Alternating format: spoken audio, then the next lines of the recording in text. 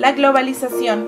A partir de 1989 se producen transformaciones en la parte del mundo que correspondía a lo que se ha denominado socialismo real. Se derrumbó el paradigma del comunismo existente, caracterizado por una teórica propiedad pública de los medios de producción, y es sustituido por un nuevo modelo, el del fin de la historia. Según este, Occidente ha ganado la guerra ideológica y el liberalismo campeará para siempre. El mejor símbolo de este proceso será la caída del muro de Berlín. En los países del antiguo telón de acero se inicia una rápida transición hacia la economía de mercado. Al mismo tiempo, aparecen una serie de cambios en las estructuras sociológicas de muchas sociedades. Los bloques nacionales que se confrontaron en las últimas décadas se diluyen. Ya no hay un bloque obrero compacto. Tampoco la clase burguesa se corresponde con los clichés tradicionales. Avanza una clase versátil con otros intereses económicos y cuya ideología es más contradictoria. Hay un giro social. La desaparición de la mayor parte de los países socialistas, el despegue de muchos países emergentes, la volatilidad de las fronteras económicas multiplican los mercados. A principios de los 80, solo la mitad de la población mundial participaba en el comercio internacional. En la actualidad, el 90% de los pueblos forman parte de él. Ha nacido la globalización. Tras el muro. Como resultado de la caída del muro de Berlín, la economía sobre todo, pero también la cultura y la política, tendieron a hacerse mundiales. Tras Europa Central y Oriental, entran en esta onda globalizadora las naciones de la extinta Unión Soviética, los países emergentes del sudeste asiático o América Latina, India y China. Siguen excluidas las pequeñas zonas que aún practican el socialismo real, como Cuba, Corea del Norte o Vietnam, y casi todo el continente africano. Hay tres causas para la globalización: la aceleración de la apertura económica y de los intercambios de mercancías y servicios. 2. La liberación de los mercados de capitales y la revolución de las comunicaciones y de la informática. La globalización económica consiste en la creación de un mercado mundial en el que se suprimen todas las barreras arancelarias para permitir la libre circulación de los capitales financiero, comercial y productivo. El capital financiero es el dinero, los préstamos y créditos internacionales y la inversión extranjera.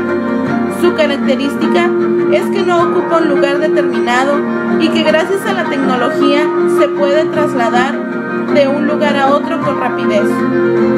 El capital productivo lo constituyen el dinero invertido en materias primas, bienes de capital y la mano de obra.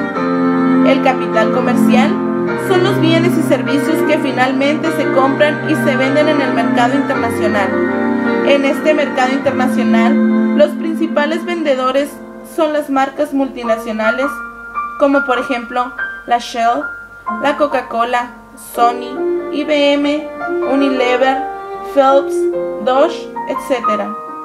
Los compradores son las poblaciones de cada país y también hay muchísimos vendedores de su fuerza de trabajo. Estos son los que constituyen la mano de obra, ya que ellos venden su fuerza de trabajo a cambio de un salario.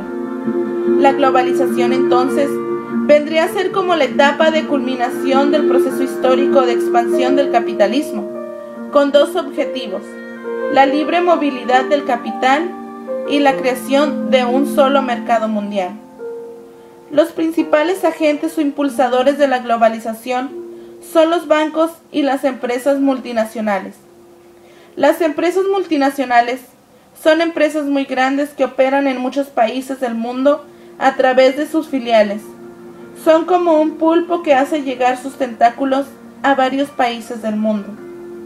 Las empresas multinacionales tienen su sede en los países desarrollados, son muy poderosas y controlan prácticamente el mercado de los principales rubros de exportación.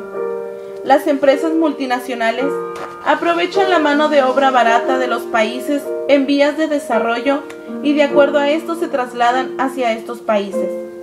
Los bancos multinacionales son el apoyo financiero de las empresas multinacionales, solo que aquí se trata de hacer crecer el capital financiero a través de las nuevas inversiones en los diferentes países. Estas inversiones se realizan en las bolsas de valores de todo el mundo, principalmente en Nueva York, Londres, Tokio, París, Singapur, Hong Kong, etc. Los bancos multinacionales actúan unidos en grandes consorcios financieros y algunos abarcan bancos de muchos lugares.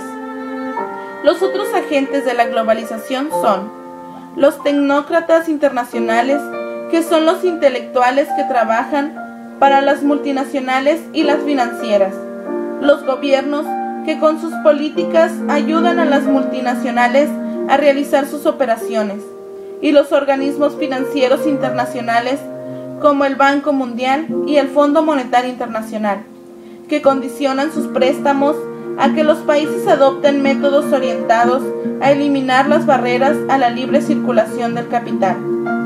Algunas ventajas de la globalización son que se disminuyen los costos de producción y por lo tanto se ofrecen productos a menores precios.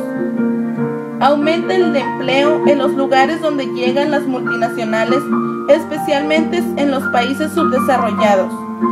Aumenta la competitividad entre los empresarios y se eleva la calidad de los productos. Se descubren e implementan mejoras tecnológicas que ayudan a la producción y a la rapidez de las transacciones económicas. Mayor accesibilidad a bienes que antes no se podían obtener en los países subdesarrollados. Y las desventajas de la misma globalización económica es que hay mayor desigualdad económica entre los países desarrollados y subdesarrollados, debido a la concentración de capital en los países desarrollados. Desigualdad económica dentro de cada nación, ya que la globalización beneficia a las empresas grandes y poderosas. En los países desarrollados aumentará el desempleo y la pobreza, porque las empresas grandes emigran hacia otros lugares en busca de mano de obra y materia prima barata. Degradación del medio ambiente por la explotación de los recursos. Menor oportunidad de competir con esos grandes monstruos que son las empresas multinacionales.